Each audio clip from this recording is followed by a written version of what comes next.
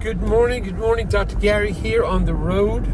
We sell dental practices nationwide. Today's topic is,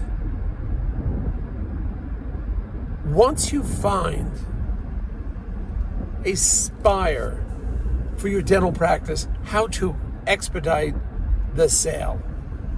And we'll go over that today. We're now in 27 states selling dental practices. We have 10 employees. And I believe it's 12 years we've been doing this now. I was a dentist for 25. All the information you're about to hear is for entertainment purposes. It's not legal or business advice. If you'd like to contact us concerning buying or selling a dental practice, our number is 201-663-0935. And our website is dentalpracticeguide.com or nationwidedentalpracticebroker.com. Either way, just call us. We'll be happy to go over everything with you. Now, if you have a large practice and you're thinking about selling to a dental services organization, DSO, give us a call because we can help you there. Our commission is often paid by the buyer when it comes to a DSO, and there'll be no commission for you. Also, based on criteria, sometimes we can get your legal fees 100% reimbursed at closing, depending on criteria, of course. But certainly something to think about. Now, on today's topic, if we're doing this long enough, we've established what it takes to expedite the sale. Once you have the buyer, what are the steps you have to do to get that thing to the closing table? Because almost virtually every doctor that once we find a buyer says to me, okay, I want this done rapidly. What do you have to do? Okay, you have to set up your foundation first. Foundation is you've got to get the seller. You need a dental attorney before you even put the practice on the market. Have a dental attorney in mind we can recommend, or you find your own. But a dental attorney is somebody established in the business of selling dental practice at least 10, 12 times a year for the last 3 years, minimum. The dental attorneys we work with sell significantly more than that. So what you've got to do is get that foundation for you and the buyer. Now, we as the broker will set the buyer up with the dental attorney, and we'll have the buyer pre-approved by one of the 3 dental banks. That is your foundation right now. That's your foundation to get the practice set up, rolling, towards the closing table. Once you have that, you as the seller, the moment you think you're going to put the dental practice on the market, we will give you a list of financial documents that's needed. This is what the average bank will ask for, the average DSO will ask for. We will give you that list. Get that list together immediately. Don't waste time. A lot of sellers take forever to get those documents needed. All right? Get all the documents the broker needs right away. Do not waste time. Your accountant's not available. He's not available. You don't know how to run the reports. Whatever the excuse is, you have to get over that. And time-wise, in your schedule, minimum an hour a day to devote it to the sale of the dental practice, whether it's accepting phone calls or in the beginning, a half hour a day, 45 minutes minimum. And then as you get closer to the closing, even more time you have to be available. You got to be available on the phone for your attorney right away. If your call comes in, put your cell phone up at the front. You've got to take the call because the attorney only has limited time slots. So if the attorney calls, you are available. And every day, so you don't delay anything, that you can make a step forward will get you closer and closer to getting the deal over with.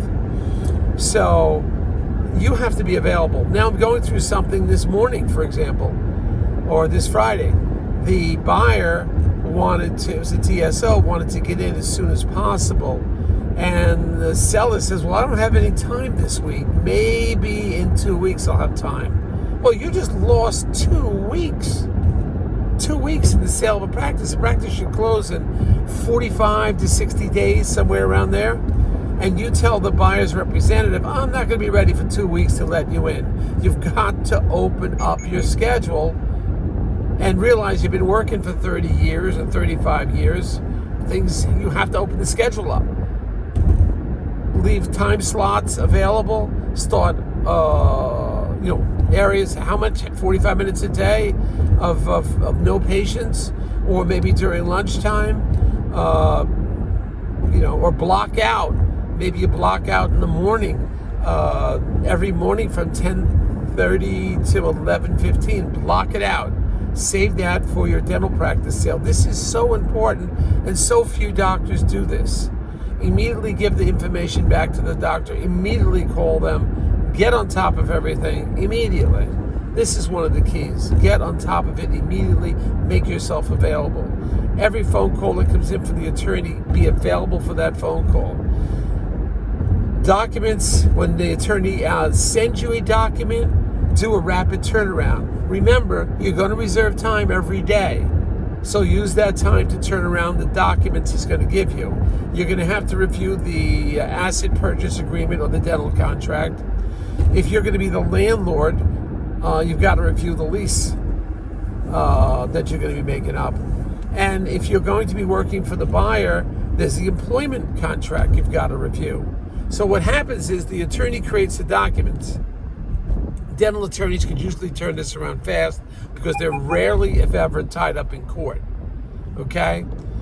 If you get the wrong attorney, he has a divorce court situation. He has to be at the mercy of the court. Nightmare. It's just a nightmare. You can't use an attorney that's not a dental attorney. I'm not saying you can. I'm saying you're going to tie up the office. I don't care how much experience that guy has or gal. I remember once we had a situation where it was the seller said, my attorney was involved in 25 hospital mergers. He knows he can handle that. A hospital merger is completely different than the dental practice sale. It's just completely different. So listen to me. So the attorneys get you the document. You've got to do a fast turnaround on those documents. All right? You don't take, I'll look at you. He gives it to you on Tuesday. You don't tell the attorney, I'll get to it this weekend. No, remember, you're now selling your practice and you want to seriously get it sold. We don't want to lose the buyer because there's too much time on a deal. What kills deals? Time on the deal. That's what kills deals. One of the things. Again, we're going to get the buyer pre-approved for you, and we're going to attempt to have the buyer use a dental attorney. So you as a seller, you've got to be available. Your schedule has to be open. You've got to turn around document review rapidly. Next, in the event you put the practice on the market and you don't have a buyer, let's say, and the first buyer, second buyer comes along and people are making bids. Those bids generally, in the beginning, are going to be market value bids because they talk to their accountant, they talk to their banker. Well, I'm telling you right now, do not wait. I'm not saying jump on the first bid, but the first offer is going to be the guy or gal, doctor, buyer, that has been looking for a while in your area. They put the offer in because it's already established with the bank what the value is. They're ready to go right now. You can't assume, I'll just wait for the next crew. No, the people that have been looking at your practice right now are the people that have been out there for a while. So you want to grab them. So getting back to it, availability, responsiveness on your behalf. You already have the buyer. You turn all your documents around. You've got to stress to your attorney what your time limit is, and you're willing to work with them. Be available, be responsive, carve out time in your schedule every day. And remember, even though you have a buyer, there's a 30%, 25% chance that buyer deal could fall apart. The landlord could be a problem, could be another problem. There's so many issues that come up. So just remember that. The buyer you have today may not be the buyer you're going to close with because he could run into problems. So, sorry, this twisted a little bit there. Sorry. Anyway, so those are just some tips that we have, and we hope that you could learn from that. Give us a call anytime that you have questions, you don't understand something. We're here to help you and to make things happen for you. We want to get that deal going at closing, and if you do it right, you will go to closing. All right? Call us if you have any questions. Thank you so much. Bye. I'm off to see it Sunday morning. We're showing a practice this morning. Bye now.